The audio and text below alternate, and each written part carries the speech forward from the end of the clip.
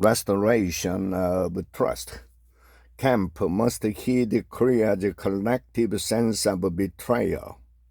The governor of the U.S. state of Georgia, Brian Kemp, is expected to arrive soon in Korea.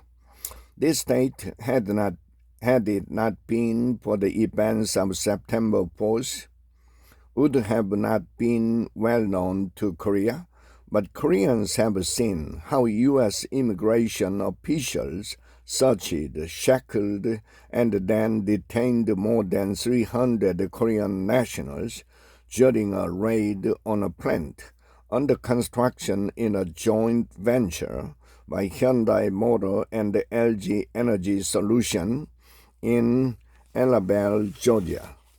The plant is part of a massive $7.6 billion project, and LGES was in the process of constructing a battery factory at the site when the immigration raid took place.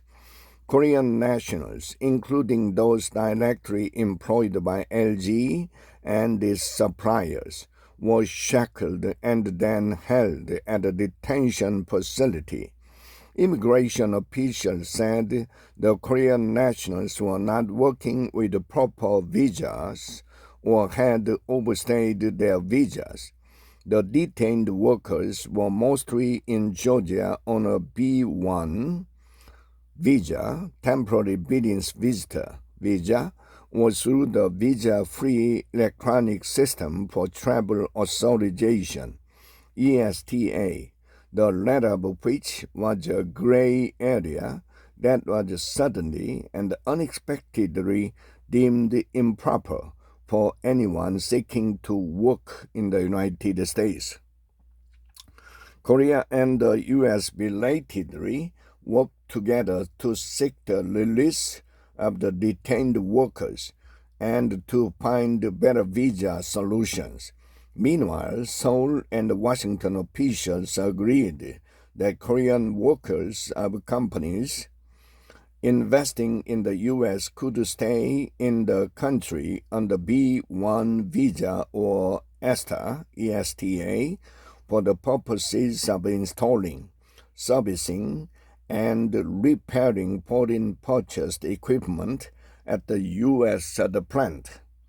Governor Kemp of Georgia did call for visa reform in the aftermath of the raid, which is expected next week. We hope the governor will do his best to address the sense of collective betrayal and resentment that the Korean public still feels. It's vital that it does so, as LGES has resumed sending workers to the Georgia plant.